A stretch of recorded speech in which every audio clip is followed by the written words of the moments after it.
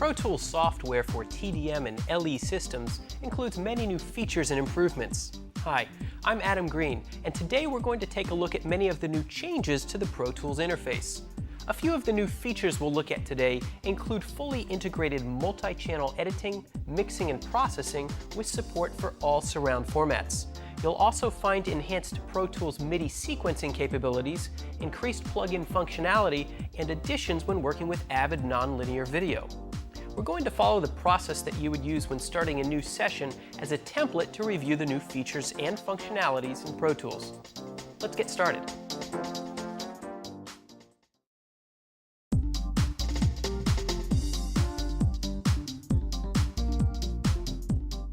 Pro Tools now includes support for Apple's navigational services, which means that dialog boxes throughout Pro Tools, such as Open, Save, Import, and Export, will allow the standard Macintosh dialog box format.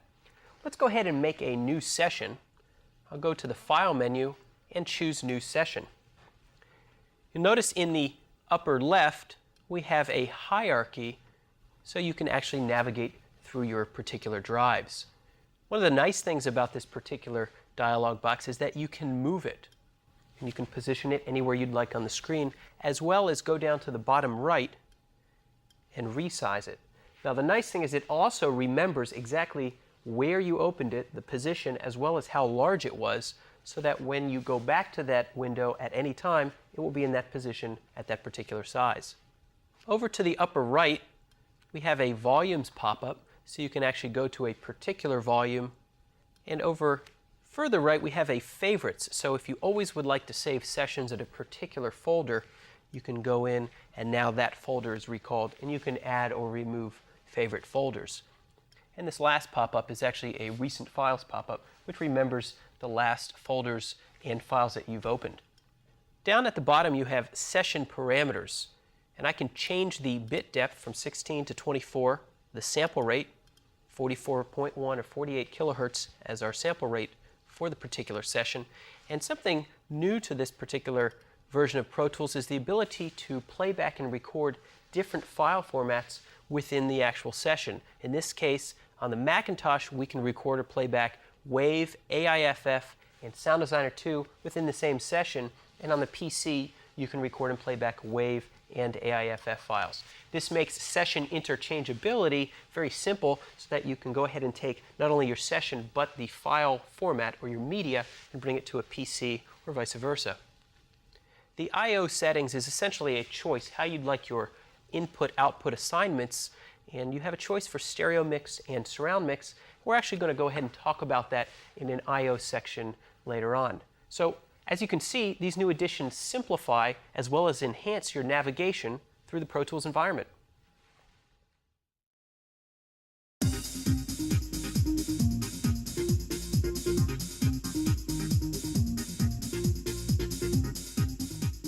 Pro Tools now gives you access to multi-channel audio tracks. In the past, an audio track in Pro Tools allowed you to record or play a single mono file. You now have the ability to create several new types of audio tracks which support multiple channels of audio in a single, easy-to-manage track. To add a mono, stereo, or multi-channel audio track, we simply choose New Track from the File menu. What you'll notice is you'll get a pop-up in which case you can choose the type of track you'd like to make. Mono, stereo, in which case left and right sides would actually be recorded onto one single track.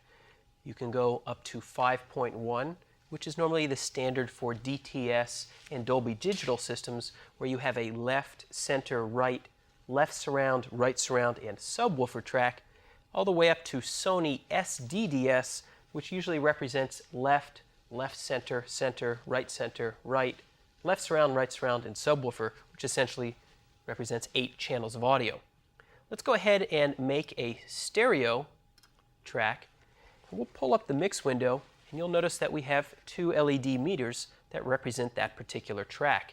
If we were to go up to New Track again and choose 5.1 and create that track, notice in the Edit menu, Edit window, as well as the Mix window, you see 6 LED meters representing the channels that are associated with that type of track. Let's go ahead and put the stereo track in record.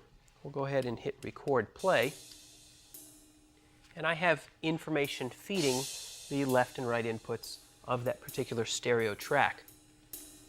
We'll go ahead and stop that. What I'll do is I'll take the grabber. Let's rename that particular file that I've just created.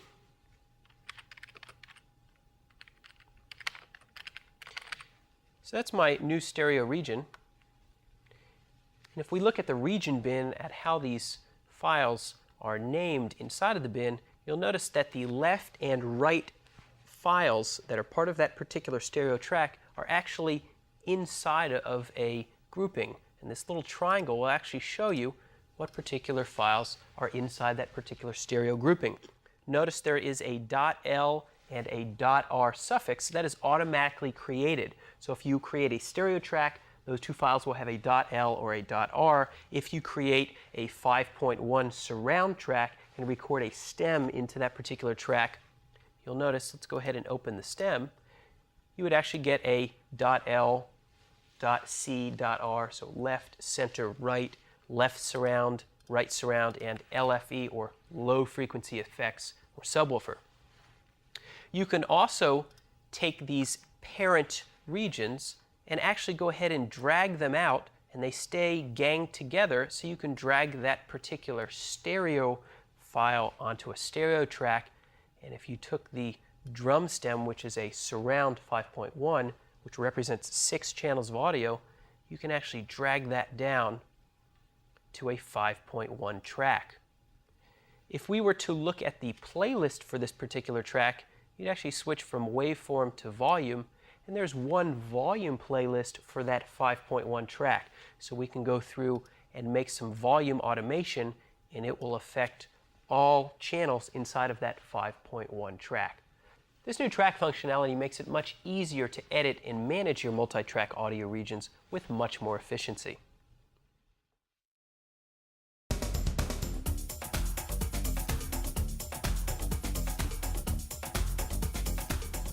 Have you ever misplaced an audio file and couldn't properly open a session? Ever tried to open a session missing a file named audio1-01-00, only to realize that there are 30 files on your drive with the same name? Which one could it be? Well, Pro Tools can now help. I'm going to open a session, and I know that I have moved some audio that session has pointed to. Whether I moved it into a different folder or perhaps turned the drive off or disconnected the hard drive, it's going to tell me that it can't find a number of different files. Some improvements have been added to this find file functionality, namely adding a look in current folder, look in current volume, as well as look in all volumes. Let's go ahead, and I believe it's in this particular folder, and I'll hit look in current folder. I've also got look in subfolders checked so that any folders that are inside of that current folder that's selected, it will also go through and look. So it has gone through and found that file called SideStick. Now it's asking me for a file called audio1-00.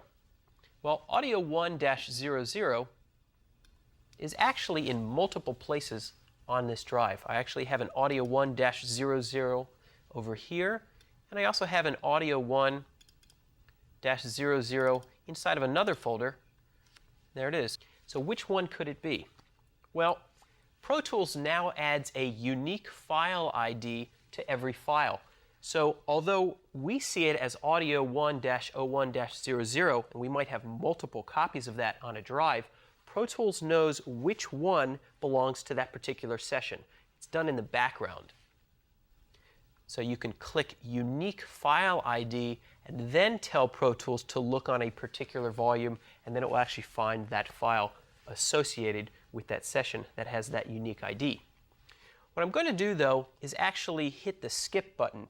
And the reason I'm going to do that is to show you a different feature of Pro Tools called offline media. So if I hit skip, it's going to go into the session essentially and not point to or not reference audio1-01-00. Let's go ahead and hit skip. And Pro Tools will open the session, but where that file used to be, that audio 01-00, is now a ghost region.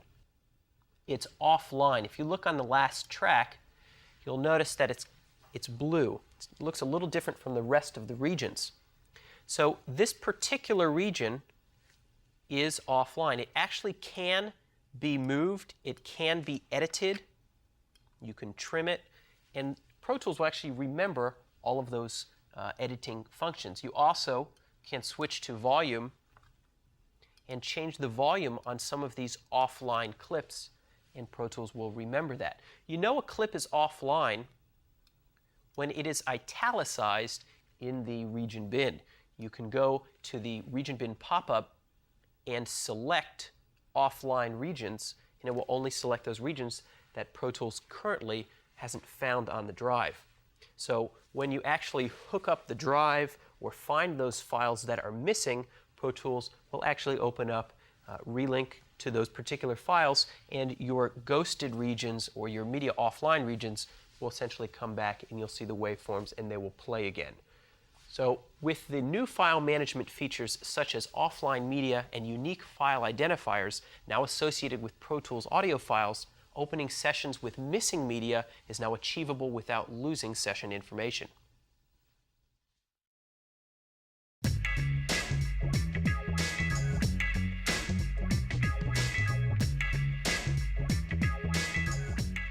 In this module, we're going to talk about converting and importing audio. There are two ways to get audio into your Pro Tools session. The first is to record it in using the inputs on your audio interface, and the second is to import audio into your session, such as importing sound effects files from a sound effects library. In the past, there were two windows used to accomplish importing audio, the import and the convert and import menus. These two have now been combined into a single convert and import menu. We'll find that menu in the audio pop-up above the regions list. Let's go to convert and import audio. You'll notice we get a dialog box that is part of Apple's navigational services. You can use your favorites folder, in which case you want to see if there are files that you'd like to import. You'll also notice down here there is a show or a sift files. In this case, we can only show Sound Designer 2 files, only show AIFF, WAV, MPEG-1 Layer 3 or MP3s, or you can show all documents. We'll go ahead and leave it at Sound Designer 2. And also, if you click on a particular file, you'll get the information about the file. In this case, this file is a Sound Designer 2 file, the length, the size of the file, as well as its bit depth, sample rate, and how many channels it represents. To the right, you'll actually get comments on that particular file, and it tells you whether it can be added or converted into the session. You can also play that particular file down at the bottom merely by hitting the play key. If you have a long file, you can actually change that little slider and start later in that particular file. So if it's an hour long, you can start a half hour in if you'd like. And also change the auditioning volume. So if it's a low file, you can actually change the gain and listen to it louder. Or if it's too loud, you can turn it down. Another nice feature about the navigational menu is that you can shift-click on multiple items and add them or import them into the session. So we've actually changed add to really mean import, where it will look at the hard drive at that particular file without physically moving its location or copying it. So it's just a reference. If you go to a file that is not the same bit depth or sample rate, it will tell you that the bit depth is different than the current session, in which case the add box is actually grayed out. You can't actually import or add it to the session. In this case, we actually can hit the convert button, and what it will do is it will convert that file, actually make a copy, place it in a destination of our choice, and we'll convert it to the session bit depth and sample rate. When we're done with this, we hit done, and it's going to ask us, where would you like that particular file, the single file that was 16-bit that needs to be converted to 24, where do you want that to physically go on the hard drive? you simply choose the particular folder where you want to have it added, hit the Choose button, and now that will actually convert that particular file and place a brand new file that is 24-bit into that particular session folder. So all the information and functionality you need to quickly add audio to your session now exists in one easy-to-use convert and import dialog box.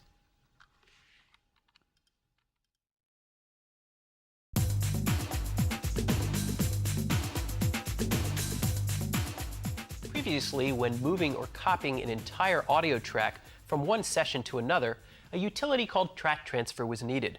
This functionality is now incorporated directly within the Pro Tools application, making it much easier to move completed audio tracks from one session to another. When using the Import Track function, importing audio and MIDI tracks will include all related data, such as routing settings, plugins, automation playlists, auxiliary faders, and master faders. The Import Tracks function is actually found in the File menu towards the bottom under Import Tracks. It's going to ask you to choose a session. We'll go ahead and hit Open, and this is the session that I'd like to import some tracks from. In the upper left, you've got Source Properties. It'll give us its name, the type of session it is, whether it's a 4.0 session or a 5.0 session, the bit depth, sample rate, as well as the audio file types of that session. Down below, we have Source Tracks. You actually pick which source tracks you'd like to transfer into this destination session. If you hold the Shift key, you can actually highlight multiple tracks consecutively, and if you hold the Command key, you can actually get a discontinuous selection of those tracks. In the upper right, we have timecode mapping options. Before in Track Transfer, both sessions had to have the same start time, and now we actually can maintain absolute timecode values, relative timecode values, or map the start time of the source sessions to a particular timecode value when it gets imported into this destination session. You can also apply a sample rate conversion to the tracks as they're being converted into or transferred into the destination session, and this is useful if you have a film referenced session and you need to create a video referenced session, essentially changing the speed of the source session into the destination session. And that's what sample rate conversion would be useful for. And you can pick the conversion quality. If you choose low, it will transfer in the fastest via or tweakhead, which will go the slowest, but sound the best. You also have audio media options. And if you click down below, you actually have a choice of 4 options. Refer to source media where possible will essentially import those tracks but still point to the original media in their original locations. So it's just referencing that audio. You can also copy from source media, in which case it will copy every single region that resides on the original audio track to a new location, and you can choose the format for those particular files as they are transferred or copied over, Sound Designer 2, WAV, or AIFF in this case. You can also consolidate from source media, where it's going to take only the original area that you used in the original track. So if you're using a minute of that particular file, you can add handles or just a little more on the start and end of that particular region. In this case, you can add 3 seconds or 3,000 milliseconds, so you'll have handles if you need to open up that media once it gets transferred in.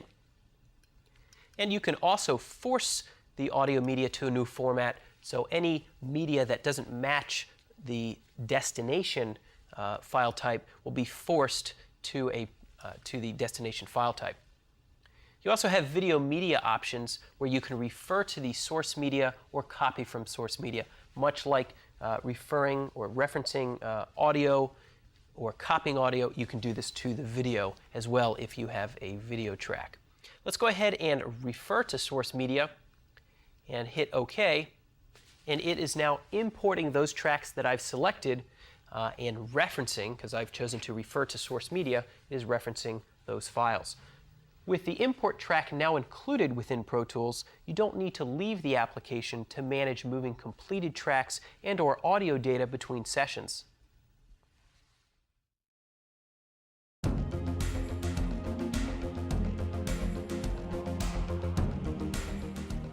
The disk allocation window has been improved, giving you greater flexibility in choosing the destination path of your new audio files. The disk allocation menu can be found under the Setups menu under Disk Allocation. Here we actually see a representation of every track that we've got in the session. Kick, snare, audio 1, bass 02, those are all audio tracks in this particular session. And it's telling us exactly where it's going to save new files if you record onto that track. The Use Default Folders button essentially mimics how Pro Tools used to act, where if you have a session document, there's an audio files folder in that same level, and all of the files will be recorded into that audio files folder. Now, we actually have a choice of going and choosing our own path, or essentially a folder, any folder we want on any one of the drives that are attached to your computer. So track 1 can have audio being recorded in one folder, and track 2 can be a totally different folder. You also can choose to set a root media folder so that all of the files, or all of the files that you're going to create on any of the tracks, go to one folder. So now we can actually choose a media files folder and hit choose, and all of the files that we create on any one of the tracks are going to this new folder, and it doesn't have to reside in the same level as the actual session. There's also a checkbox underneath called Create Subfolders for different media types, so that if some tracks are going to record AIFF, for instance, and it will actually make an AIFF folder and place those particular audio files inside of that folder. And if you were to switch the session parameters and now record WAV files, it will make a new folder called WAV and place all of those WAV files inside of that folder. So, as we mentioned before, Disk Allocation's new improvements give you increased options as to where and how you manage your audio data.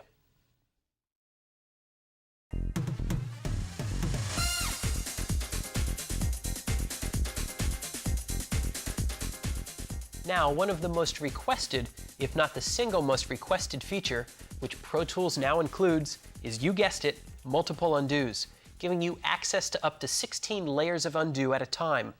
Also included is the new autosave feature. This allows you to set your own save intervals and automatically create backups of your session documents. To access the undo's levels, we'll go under Setups and Preferences, and actually go to the Editing tab. At the bottom, you'll notice we have levels of undo, and you can switch that to a maximum of 16 levels of undo. Now when you go to a track and create edits, in this case we're going to separate the region, we can go and let's go ahead and move this region and also trim. I'm able to undo those particular events. We'll go to the Edit menu and choose Undo, and it will undo the trim, the region slide, as well as the separate region. We also have added autosave. And to access those preferences, go to Setups, Preferences, and under Operation, you can choose to enable the autosave preference. When you turn on autosave, it asks you how many recent files you'd like to save. You can select up to 99 and save it at user-specified intervals. These autosave, or these session backups, are actually saved in an Attic Files folder next to the session document. If you open that up, you'll actually see that I have 10 backups, or 10 session documents that have automatically been saved to that particular folder. If you need to go and open one, you can open it, and it includes your last work. So to recap, multiple undos lets you try your edits with the flexibility of not having to commit to them. And autosave has been added, allowing you to automatically create backups of your work.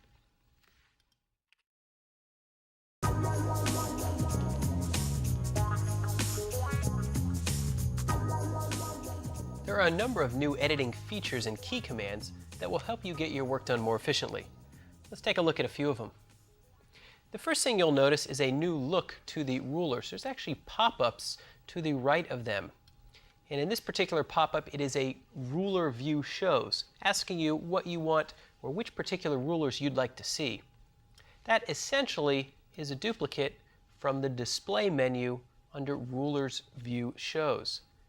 The Edit window shows has also been duplicated from its position under the display menu to below the ruler pop-up, and now you can actually display I/O view directly in the Edit window via that particular pop-up. Another nice feature is the E key functionality. And what that does is if you've got a track, let's say this first track, which is a kick drum, and it's actually in a mini view, so it's very difficult to see.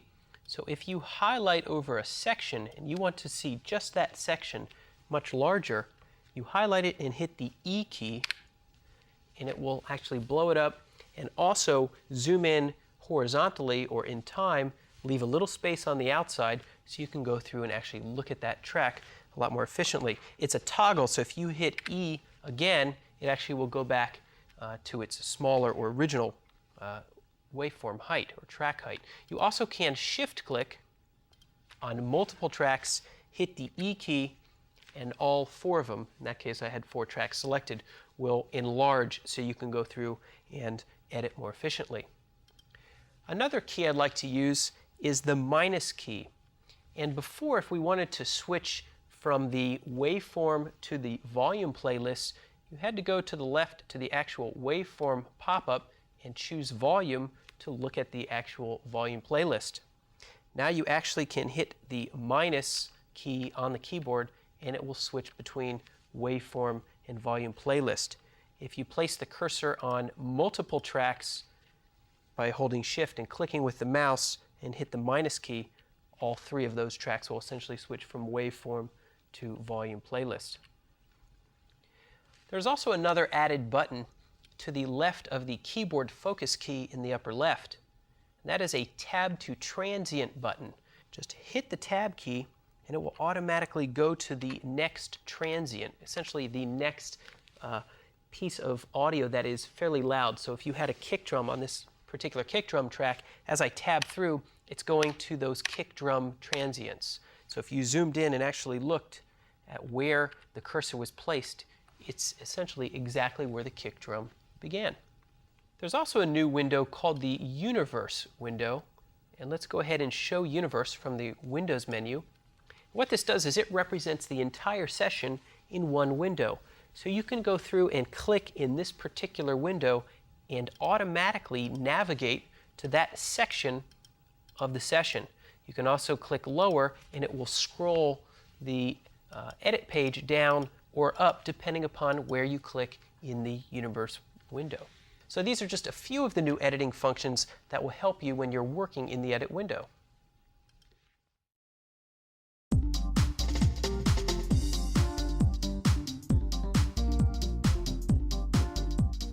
The Strip Silence feature lets you strip out or delete any areas of a selection on an audio track that are considered silence. This is useful when you've got an audio region, such as a kick drum, and you'd like to gate or delete the areas of the region which fall below a given threshold. In many cases, this unwanted noise could be caused by the bleeding of the snare drum into the kick drum's microphone. The Strip Silence has been moved to the Windows menu under Show Strip Silence. Let's go ahead and listen to the kick drum, and what you'll hear is the snare drum actually bleeding through the kick drum's microphone.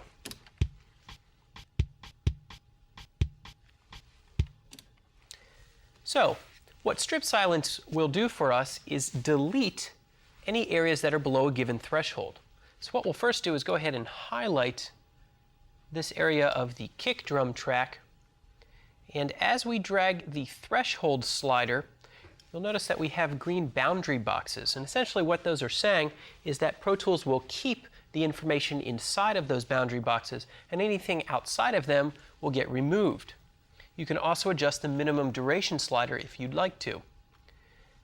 Once you're done, you simply hit the strip button and it will strip out and delete the unwanted noise, and what you're left with is essentially a number of regions which represent the material you'd like to keep. This also works on stereo tracks and multi-channel audio tracks, so if you go down to this particular track, which is a stereo track, and change the threshold slider, you'll actually notice that you have boundary boxes, and you can hit strip, and that will take out that unwanted noise. So as you can see, the graphical improvements to strip silence have made it much easier to identify the audio you'd like to remove.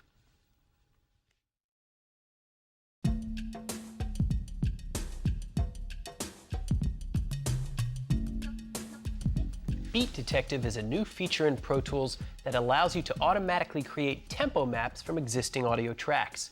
It also separates out regions at beat trigger points and will move those newly created regions to a new or existing tempo map or grid. Lastly, it will smooth out any edits that don't sound natural. In order to pull up Beat Detective, we'll go to the Windows menu and Show Beat Detective. We have our bar beat marker generation, which essentially will generate bars and beats for us, region separation, region conform, and edit smoothing. Let's go ahead and first generate a tempo for an existing pair of tracks. Right now, I've got a drummer who's not exactly on the beat, and I'm not really sure what tempo he was playing at. So let's go ahead and play this, and I'm going to mark a selection. Let's go ahead and mark about 9 bars of the particular performance.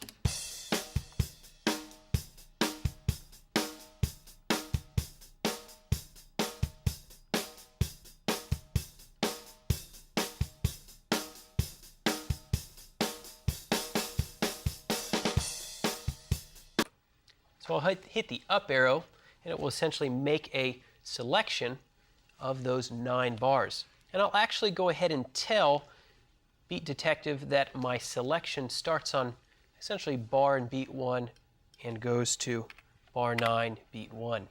It's also a time signature of 4/4. Now what we do is we want Beat Detective to analyze those 9 bars and come up essentially with a tempo for those 9 bars. So we hit Analyze,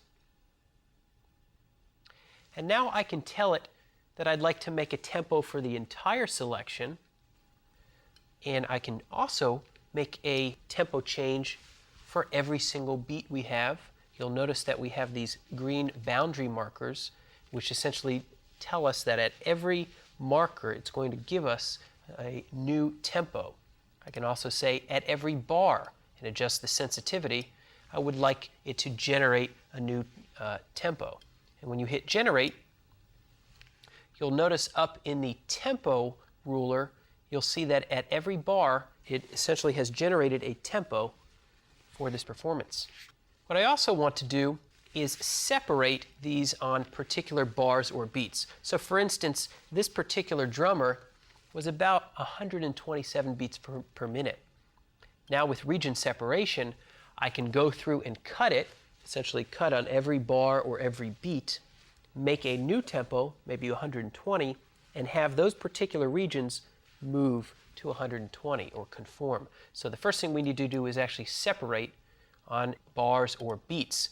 And what we do is we select the resolution, in this case bars. You can adjust the sensitivity so it looks like it's only cutting it on the bars, or beat. Adjust the sensitivity so every beat trigger point automatically will get selected, and when we hit the separate button, it will make a new region for every single beat in this selection. Region conforming is essentially moving these regions to conform to your tempo grid. Let's go ahead and pull up the tempo meter, and I'd like to place a tempo change essentially at location bar 1, beat 1, which is at the beginning of the session, with a beats per minute of 120.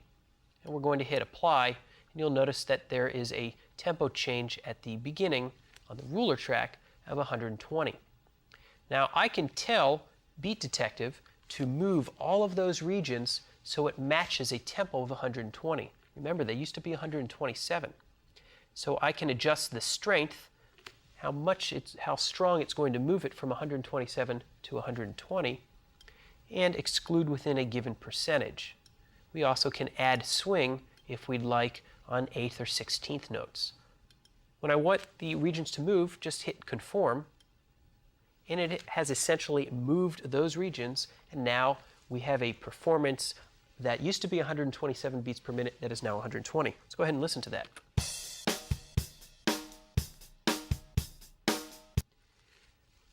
We hear that there are some gaps between some of those regions. If we actually zoom in, you'll see that some of these regions have been pulled apart. The last tab inside of Beat Detective says Edit Smoothing. And when we turn Edit Smoothing on, it will adjust or trim those regions so that each region is butt spliced against the next so you don't have that gap.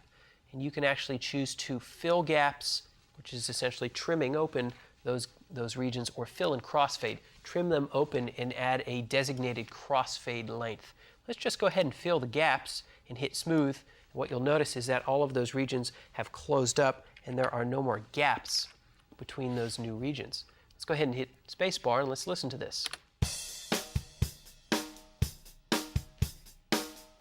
So now what used to be 127 is now 120 beats per minute. And this is really nice because you can take MIDI tracks and quantize them to this new tempo, as well as do this to other audio tracks and conform them from whatever their tempo was to 120. So it's Beat Detective, and it's only in Pro Tools. Convert your musical performances into a sample-accurate tempo map, or completely change the tempo of your existing tracks without changing the pitch.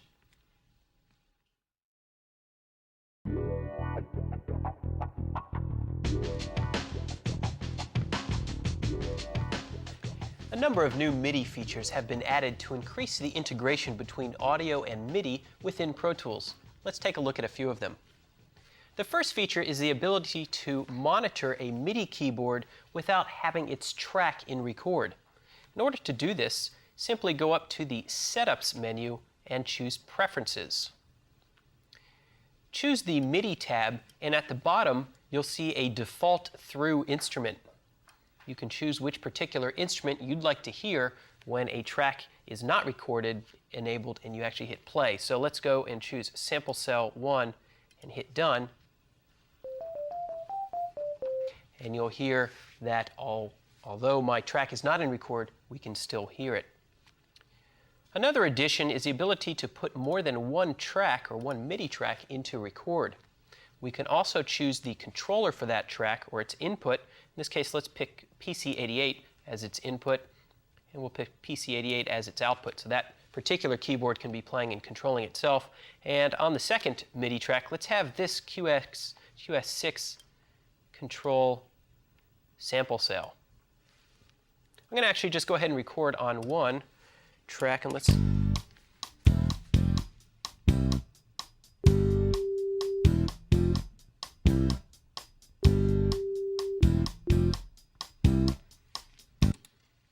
So I've only recorded on one track. You'll notice it's actually very difficult to see those MIDI notes unless I zoom in very far.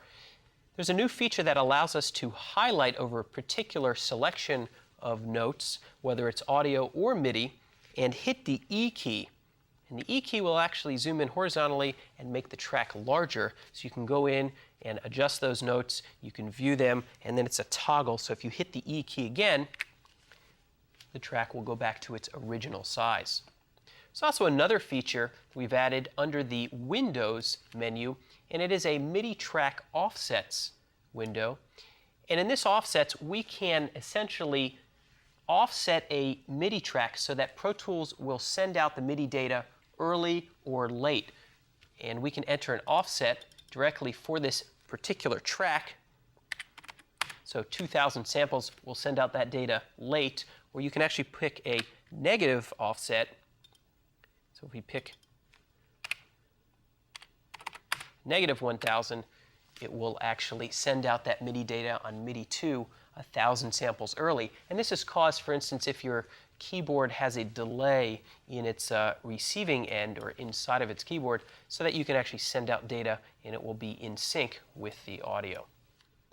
And the last feature I want to show you is the ability to subscribe to names.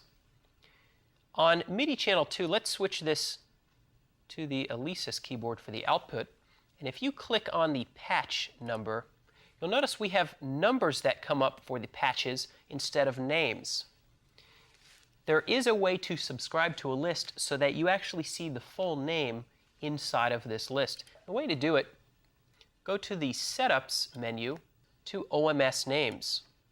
We're going to click on the keyboard to which we want to subscribe a names list to, go up to Names and say Subscribe. There we pick the type of keyboard we have, or essentially the name list, in this case the Alesis QS6, and hit Open, and then hit OK. Now when we click on that patch button to change the patch, we actually get an entire list of names, so we know exactly what that keyboard's going to be set to. These new features will save you time and better integrate your edit environment when working with MIDI and audio together.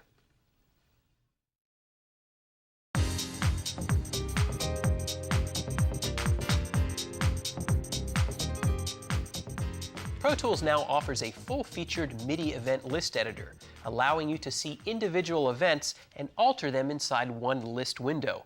To call up the list editor, go to the Windows menu and choose Show MIDI Event List. This will pop up a list and actually show you all of the MIDI events and what types of parameters you'd like to see. So for instance, these are all MIDI notes. When you click on the MIDI note, you'll actually hear the note sound. This is due to a preference under the MIDI tab that says Play MIDI Notes when editing. So as you click on those notes, they will make a sound. We're actually looking at the start time of this particular event, and we are showing a sub counter. You can turn that on or off by these pop-ups. And you're looking at the note A3. If you want to change the note, simply double-click and either type on the keyboard or hit your MIDI keyboard to change the note, and hit Enter. You can also see the length of that particular note, or you can switch this and say, show the note end time, and it will show the end and not the length. It's mutually exclusive. You can also filter events. So for instance, if I only want to see notes and not volume information, because we are seeing some events that only have a volume event tied to them. So let's go ahead and turn the view filter on, and I only want to see notes. And notice that all of the volume events have now disappeared. Now they are still there, but essentially we are only viewing the notes. To make selections inside the MIDI event list, simply drag your mouse down and it will make a selection. You can perform a number of operations to these selections and merely go up to the Windows menu and show MIDI operations. So now you can quantize the selection, or you can change its velocity or its duration. You can do a number of operations to a selected range of notes. There are a couple of other preferences that allow you to scroll this event list during playback, and you can also scroll the edit selection. So for example, if I go to my edit window and I select some MIDI events later downstream in my particular session, you'll notice that the event window will actually scroll to the end and show you which notes have been highlighted. So that's very useful when you want to see the edit window selection and the MIDI event list selection at the same time. I'm going to go ahead and clear all of these events. Simply hit Command A or Select All and the Delete key. Another feature of the MIDI event list is the ability to add events. Go to the Insert pop-up, and we can add note, pitch bend events, volume events, panning events, and a number of others. The nice thing is you can say Add Note, click the actual note, and we can choose from this keyboard, let's say C4. And now we can hit play. When we hit the Enter key, it's going to add C4 whenever I hit the Enter key. Let's go ahead and play this.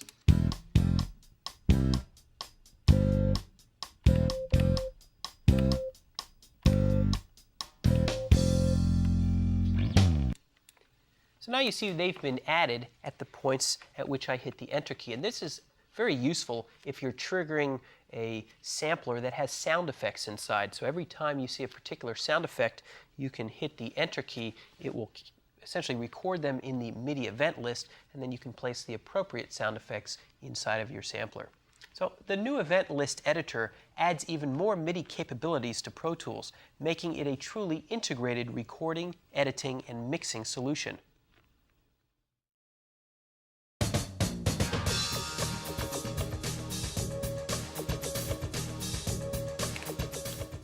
At the heart of the new surround mixing capabilities in Pro Tools is the I/O setup page, or input-output page. This is where we set up how inputs, outputs, buses, and sample cell routing will be assigned. The I/O routing, or I/O setup, is under the Setups menu. We have the Input, Output, Insert, Bus, and Sample Cell tab. Let's go ahead and click to the Output tab. I want to talk about the definition of a path. It's essentially a logical grouping of inputs, outputs, or buses. Down at the bottom of this window, we have a button called New Path. So let's go ahead and click New Path. And what happens is it automatically will make a path called Path 1. I can double click on the Path 1 name. And let's call it our mono path. Now we haven't assigned it to physically go out of an output, because a path is kind of taking the place of how we used to deal with outputs in previous versions of Pro Tools. So let's go ahead and make sure the path is turned on. There's a Y button. We can hit Y or N for the path is active or not. There's also a question mark, and it's asking us what type of path or what type of group would you like to make. You have a choice between mono, stereo, LCR, or left, center, right, quad, left, surround, right surround, LCRS, left, center, right surround, 5.0, 5.1, 6.0, 6.1, and 7.0 and 7.1. Let's just do one channel, or mono. Once you click mono and you go over towards these little check or these little boxes for the interfaces, you get a pencil. And this is going to allow me to assign this path called mono path to any one of the outputs of my 888 or 882 interface. Let's click 1, and you see there is a little square that says M, and that is essentially telling me that I have a mono path, and that path is going out of output 1 of 888 number 1. Let's hit OK. Now, I still have to assign this track and tell it to go out of a path. So we choose Interface, Mono Path, and if we hit play, you will hear that track leaving out of output 1 because Mono Path 1 has been assigned to output 1. Let's go back into the I/O setup. One of the nice things about being able to change the output of a path simply by dragging its little M square is the fact that if I have multiple tracks that are assigned to the mono path and I need to switch where they go, I can essentially change the output, hit OK, and now it's still assigned to mono path, except I've told the mono path to go out a different output, and now it will go out of output 3. So it's actually a quick way to change outputs for many tracks. Let's go ahead and make another path. In this case, let's make a stereo path. I'm going to click the New Path button. We'll double-click Path 1. And we'll call it a stereo path and hit Enter. And let's essentially tell it that is going to contain 2 channels or stereo material. And now when I click down in any one of these boxes, let's click in output 1, it automatically makes a left and right box. Okay, so left, the one side will go out of output 1, and right will go out of output 2. We'll hit OK. Let's switch the output of this track from the mono path to the stereo path, and now when we hit play, it will leave the interface out of 888 outputs 1 and 2. That's essentially how Pro Tools has functioned in the past. We've had mono paths essentially and stereo paths. We now add the concept of more than two channels contained within a path, and that is essentially surround sound. So if I click New Path and double click in here, let's call this a 5.1 surround path, and I'm going to choose 5.1. What this is going to do is essentially tell me that this path will contain 6 channels of audio: left, center, right, left surround, right surround, and a low frequency effects, or the subwoofer channel. Now when I click on a square, I have added 6 small boxes. They are accordingly labeled left, center, right surround, and LFE, or low frequency effects. Let's also move the mono path to the first output of the 882 and move the left and right paths to output 7 and 8, because we cannot have active paths that share the same output. So as long as these are not overlapping, you're not going to have any problems. Now when I hit OK and assign this mono track to a 5.1 surround path, you have a surround panner pop up. And that is because we've told the mono track that it can leave out of any one of 6 outputs, or essentially pan around and go out of all of the outputs if you want. So this is a surround panner, and we will talk about that in another section. So if I play this and move the little green dot in here, it will go out of the different speakers that are part of that path. So that is a 5.1 path that is physically going out of 888 outputs 1 through 6. Let's pull up the I/O setup again, and you can save or export some of these settings. In fact, it will export all of the settings you've got, and you can save them in a file. So if I click Export Settings and I call this my new routing and hit save, that has become almost like a template for my I/O routing. I can also import my stereo mix settings. We'll go ahead and choose Open. This is essentially how Pro Tools used to function, where a path called Out1-2 would physically go out of outputs 1 and 2 of your 888. A path called Out3-4 would physically go out of 3 and 4. So this is essentially setting up an input-output structure that you are accustomed to in previous versions of Pro Tools. But I do want to show you an addition, and the addition is a total of 64 buses in Pro Tools over the previous 32. So as you can see, the I/O routing page is a powerful new addition to the new multi-channel audio tools found in TDM-based Pro Tools systems.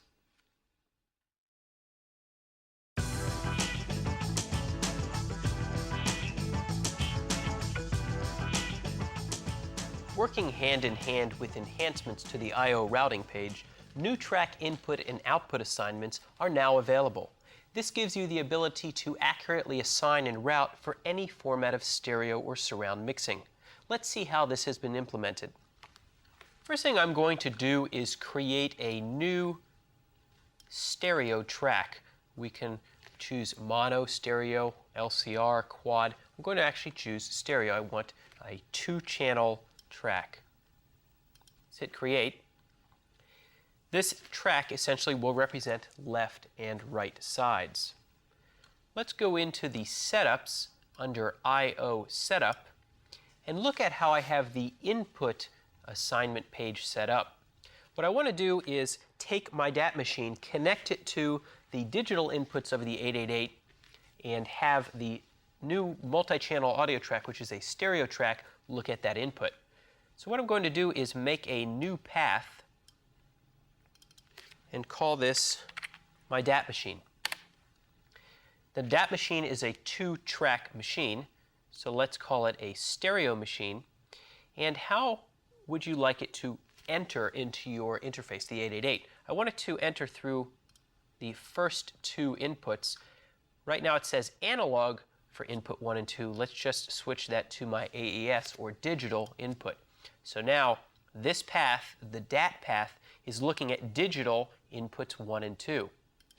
So now, if I want to record the DAT material into this multi-channel audio track, which is a stereo track, simply go up to the input pane and type interface DAT. And essentially this DAT path represents those digital inputs. And now for the outputs, simply choose which path you would like this stereo track to leave and then place it in record. Let's go back to the setups page, the I/O setups, and let's look at our output assignments. Currently I only have one path, a 5.1 surround sound path, which represents the first 6 outputs of my 888. So any track that I assign to my 5.1 path, I'm going to get a panner that's going to essentially allow me to pan between all of those outputs. Let's go to the first track, the kick track, and choose the output as interface 5.1. That's the name of my surround sound path. Notice I have a panner which will allow me to now pan the output of that track to any one of, in this case, 6 outputs: left, center, right, left surround, right surround, and subwoofer. If I want the kick track to merely go out of the center of the 5.1 environment, I can choose to make a subpath. And a subpath essentially allows us to bypass that surround panner and go directly out of a particular output that that path represents. And we will talk about that in another section. Let's also look at outputting a track to multiple paths. I'm going to hold the Option key and assign all of my tracks to the 5.1 environment. So all of the tracks now switch. We have surround sound panners on all of my audio tracks. I'm going to go now into Setups, I/O Setup, and let's look at our output. I have a 5.1 path. This is a subpath, and you can collapse those down. So essentially what I want to do is create a down mix of my 5.1 surround mix so I can hear it also in a stereo environment. For instance, my multi-track recorder might be recording my surround mix on 6 or 8 tracks, but I also want a stereo mix to be recorded on my DAT machine. And the way we'll do that is to create a path, which is a stereo path going out of 2 outputs. Simply open your I/O setups page, go down to the bottom, and create a new path. In this case, let's call it the stereo path, and tell it it is a stereo path in the pop-up. And I want this to physically leave the 888 out of outputs 7 and 8, and we'll hit OK. Now, in order to assign this first track, the kick track, to 2 paths, because essentially I want all of these tracks to not only leave the 5.1 path, but also the stereo path, simply hold the Control key down, and now you can click Stereo Path. You get a little plus symbol, and this indicates that you are going out of the 5.1 path and also the stereo path. If you hold the Option and the Control key, you can choose stereo path, and it will actually go through and choose stereo path on all of the tracks. So now, as I'm panning and making my mix, not only is it leaving the 5.1 path out of outputs 1 through 6, but I'm also getting a down-mixed version, a corrected version of the stereo mix out of outputs 7 and 8. So now we've seen how the new functionality in Pro Tools related to assigning multiple outputs from a single or multi-channel audio track allows you to mix your surround projects directly within the application.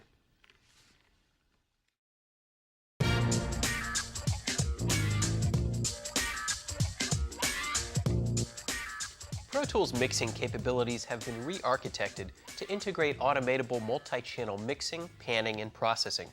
Let's take a closer look at how the new multi-channel panning works.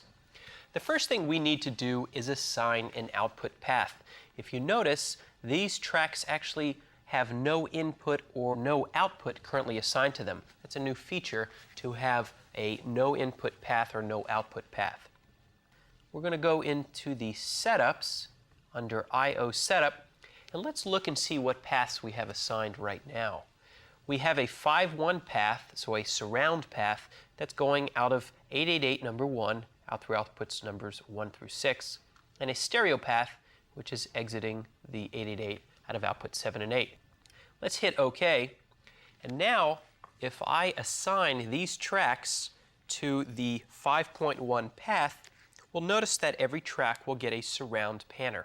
I'm going to hold Option when I do this, so all of the tracks go out the 5-1 path.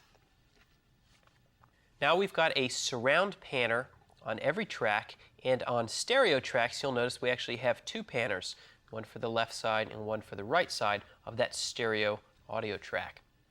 You can open up the panner by simply clicking the Output Window button, and what you will see is kind of a window that represents the environment that we're going to mix in. Let's go ahead and solo that track and hit play. You'll notice that as I move the green dot, it's going to come out of the different speakers that represents the 5.1 environment. Would you like to dance? This position is the left front, center, and right front, left and right surround, and if I want the sound to come out of the low frequency effects or the subwoofer track, there is a low frequency effects slider, and you can turn that up so that sound will also come out of that output led to the subwoofer speaker. We have our panning modes, and this dot actually represents the XY panning modes, so that wherever I place the green dot, that's essentially the speaker that the sound's going to emanate from.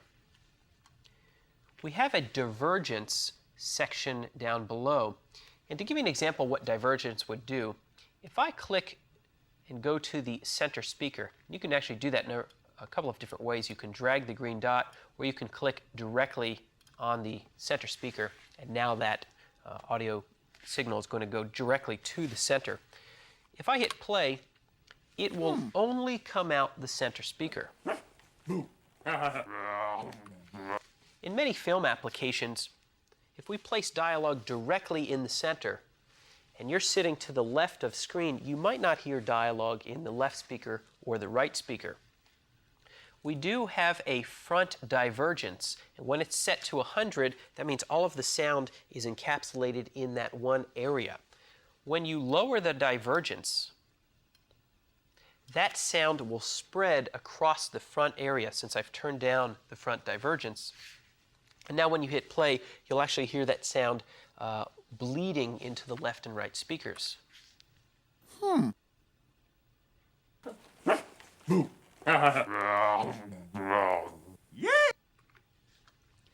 You can edit divergence merely by clicking on the front divergence knob and editing it. You also have a rear divergence knob, which is essentially the same principle. If you place the XY coordinate in an area, if your rear divergence is set to 100, then it's going to go exactly in that particular area, whereas if you turn down the divergence, it will spread out across the back wall a little bit.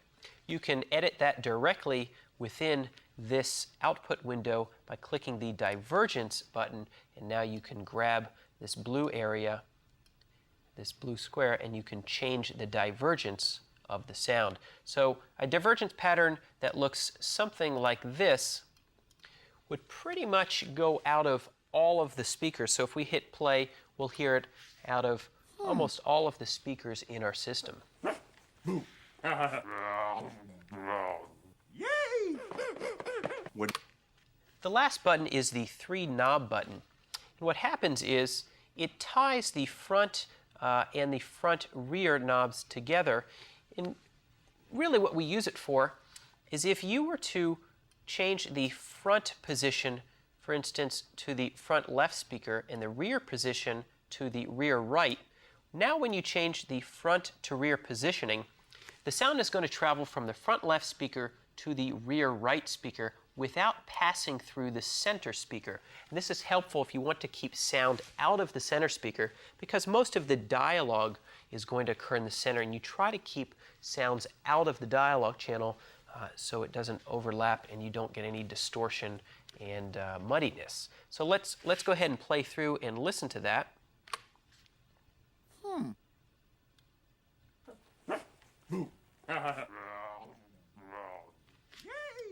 So that has traveled from the front left to the rear right and has kind of stayed out of the center speaker on the 3 position. You also have a center divergence. Let's go back. Let's place the XY panner directly in the center. If you turn down the center divergence, what happens is if you do a pan from left to right,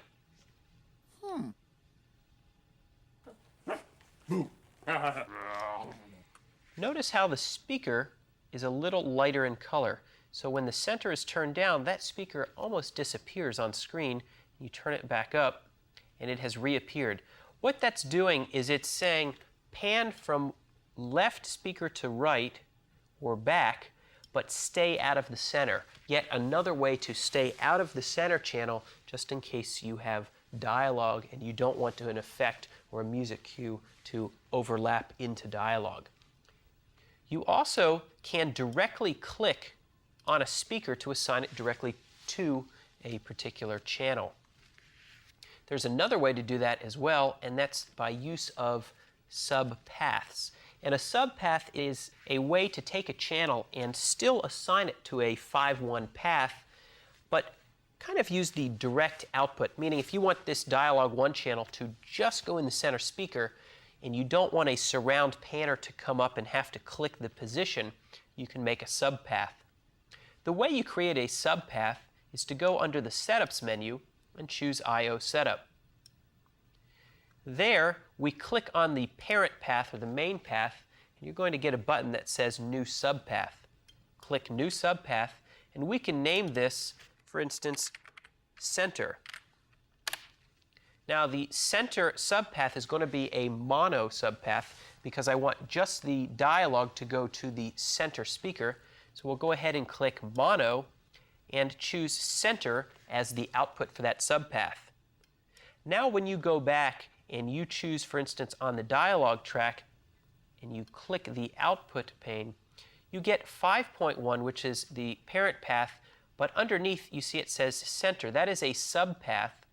And now when you let go, the surround panner will disappear, and that channel will directly go to the center of that 5.1 path. So as you have seen here, Pro Tools now includes the addition of complete and easy-to-use automatable surround panning.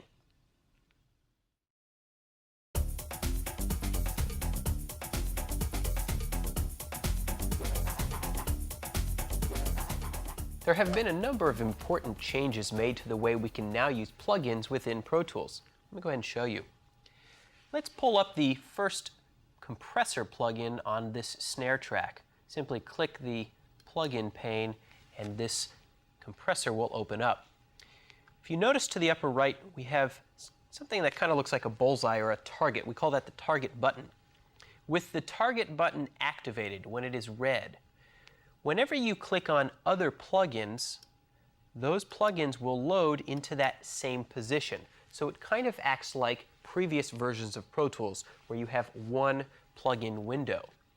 If you turn off the target button, it essentially is telling it, let's leave that plugin window up. So that way, when you click on another plugin, you can meter and watch multiple plugins at the same time. You can also get this functionality by shift clicking. So if we pull up one plugin and move it towards the bottom, for instance, hold shift and click on a different plugin. Now you have two plugins up at the same time. You can shift click many times and move these to the desired location. You can also take a plugin and drag it from one track to another and change either which track it's on or what order in the chain it's positioned. Let's grab this Maxim plugin and let's drag it over to the next track. And notice it will go over from the bass guitar to the Woolry track. We can also drag its position. So if we drag it down in the chain, it will go down. That's actually very useful, for instance, if you want to switch the order of a equalizer and a compressor, and you want to actually compress it first, you can take that EQ and we can actually drag it under the compressor, and now the order has changed from compressor into the EQ. You can also option drag these plugins, so if I want this EQ to be placed on the previous track under the overhead track, simply option drag to the desired position and it will make a copy of that plugin, all of its parameters, and place it in the desired location. We can also add plugins to multi-channel audio tracks and auxiliary inputs simply by clicking the I/O section above the track and choosing a particular plugin. We have two options now, multi-channel plugin or multi-mono plugin. If we choose to do a multi-mono plugin, it will create instantiations of that particular plugin, in this case compressor, on every channel associated with that track. If I've got a 5.1 surround track, which essentially has 6 channels of audio, left, center, right, left surround, right surround, and subwoofer, it will create a compressor for each one of those channels. You can choose to link those together so that when you make an adjustment on the compressor, it will adjust over all 6 channels, or you can unlink where you have more compression on the center versus some of the other channels. We also have a multi-channel plugin. Let's pull up the multi-channel compressor, and you'll see that we have essentially 6 channels of compression built into one compressor. Okay, so when we adjust the gain on this compressor, it will adjust the gain across all channels. We can also turn on a multi-channel meter, and this is essentially a multi-channel audio vector display. It's a Lissajous display. So now if we hit play, you'll notice that it's displaying where all the audio energy is occurring, in which part of the surround spectrum. So there you have it, some important new features that add flexibility when working with plugins.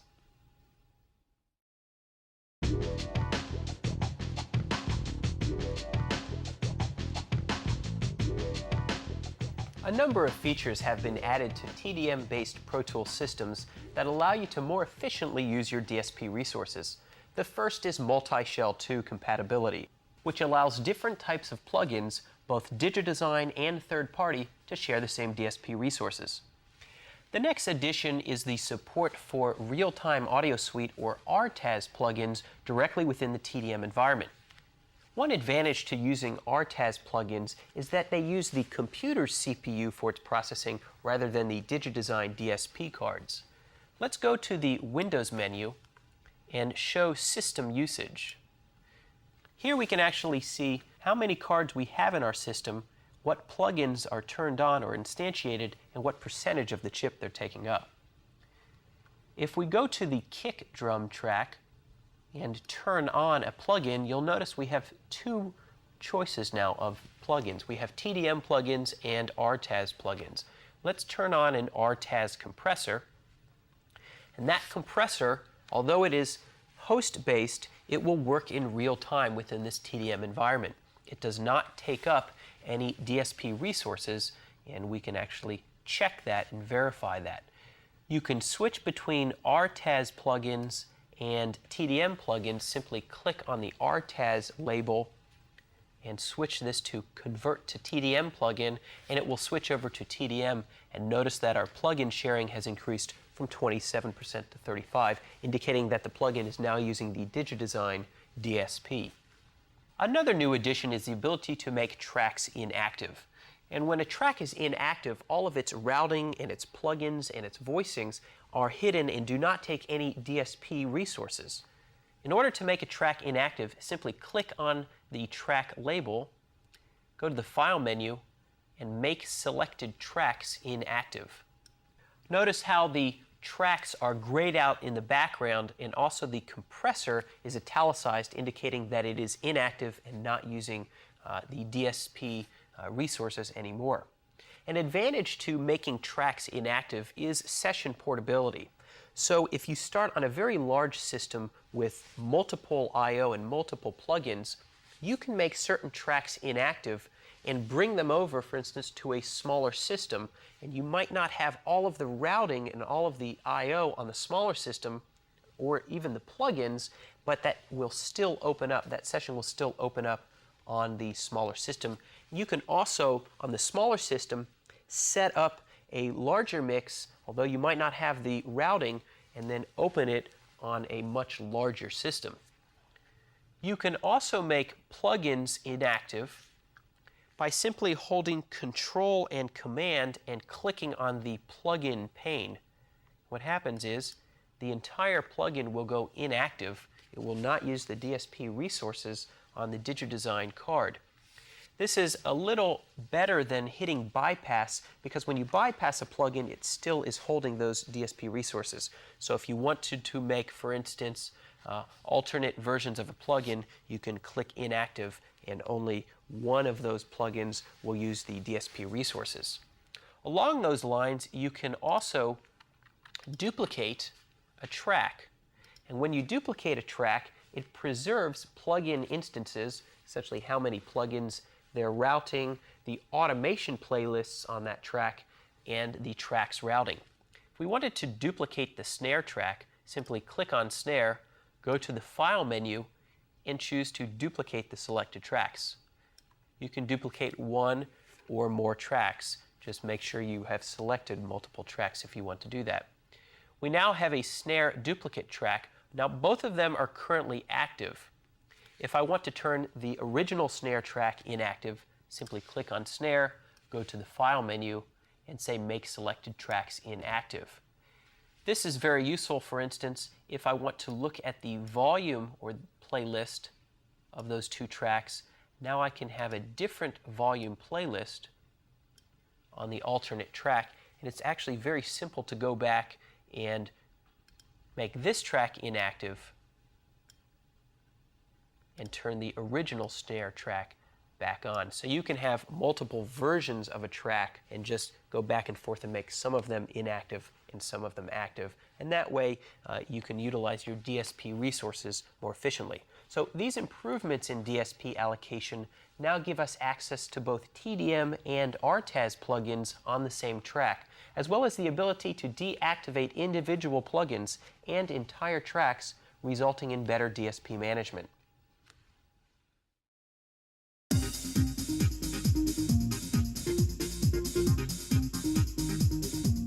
AV Option and AV Option XL combine the power of Pro Tools with complete nonlinear video integration, avid media compatibility, and the tightest possible audio-video synchronization available today. AV Option and AV Option XL support instant capture and playback of Avid-compatible media directly into Pro Tools. Let's talk about how we work with Avid Picture in Pro Tools.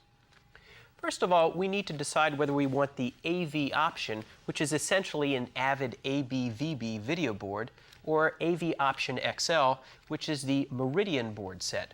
Once we've gotten that, we will have the capability of importing or using Avid compressed media directly into Pro Tools for sample-accurate audio to picture.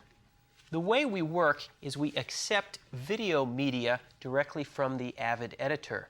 We can take the hard drive or be attached to a Unity server, and we use a utility called Digitranslator. And what that does is it translates OMF into a Pro Tools session so that when we open the Pro Tools session, we see the sequence or the timeline that the video editor had made for that particular picture. In this case, we have a video track, which is track 1, and that is Avid compressed media. There are a number of new features that we've added to this video track. If we go to the Movie menu, we can now add a movie or essentially add multiple video clips to that track, and that's helpful if some changes have come in and you need to add another piece to that video track, or another reel has been finished and you wanted to add that to that track.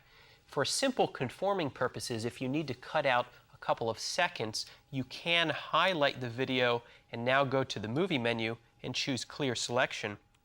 And that will get rid of that video. In that case, you can pick up the end and essentially conform, do basic conforms on the video track. If you're not accepting video from the Avid editor, you can also choose to record directly into that video timeline. Simply click Record, and if you have the I/O view showing up in the edit window, you can choose compression ratios 20:1, 10:1, all the way to uncompressed. If you were using the AV option, you would get compression ratios that you might have heard called the AVR resolution, in which case you can pick AVR 12, you can pick AVR up to AVR 77, and those are different compression schemes based on the ABVB board set. We can also pick the video format, NTSC or PAL, the video input, composite component or S-video, and the AV option XL allows us to capture through the serial digital or digital capture, and also the hard drive, which we want to record to, in this case, the video hard drive. And now all you have to do is put the track into record, essentially feed some video into the component or the serial digital input, and you're recording directly into Pro Tools. When you are done with this session, you might want to convert it back to OMF so the Avid video editor can open up your session and perhaps use it as a temp or use it to lay back to the master video track. So if you need to work with audio and picture together, the AV option or AV option XL gives you complete integration of Avid video within the most powerful audio editing environment available.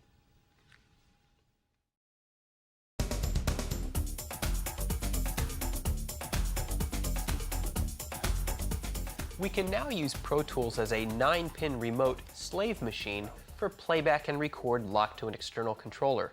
Let's take a look at what's been added. In this case, I have a Timeline Microlinks controller.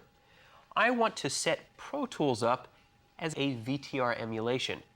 The Microlinks normally controls videotape recorders and audio tape recorders, and I want Pro Tools to act like one of those. What I'll do is I'll set up one of the machine groups inside of the Microlinks, for instance A, to control the Pro Tools system. And essentially, Pro Tools will look like a BVW75. Once I've done that in the Microlinks, I'm going to go to Pro Tools and go under Setups and choose Peripherals. Down at the bottom, there is a 9-pin remote option, and all I do is click in the box to enable it and choose the port that we're using for communication between the Microlinks, in this case, and the computer and Digidesign system. You can choose the modem port, printer port, or the Digidesign serial port located on the back of your Digidesign audio cards. Once you've set that up, simply hit OK.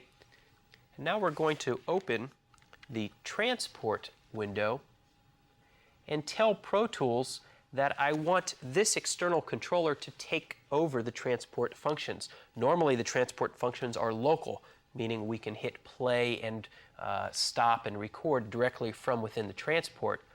What I want to do is click on Transport equals Pro Tools and switch that to Transport equals Remote. And now it is looking at this remote controller for the transport.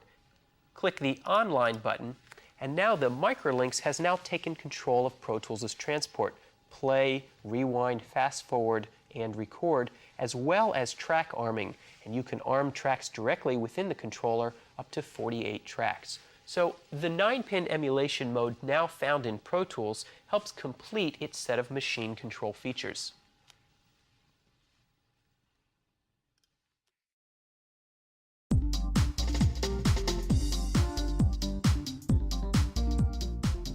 Thanks for taking the time to join us on this tour of new features recently added to Pro Tools.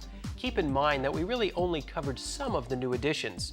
You'll want to be sure and spend some time on your own reviewing all of the recent improvements. To that end, check us out at www.digidesign.com to download or order your free version of our Pro Tools LE software and get started right away. For a personal hands-on demonstration of a TDM-based Pro Tools system and all of its new features, check out the dealer locator also found on our website. From here, you can find the local Pro Tools dealer in your area, as well as detailed information on the entire Digidesign product line. Thanks again for your interest in our products.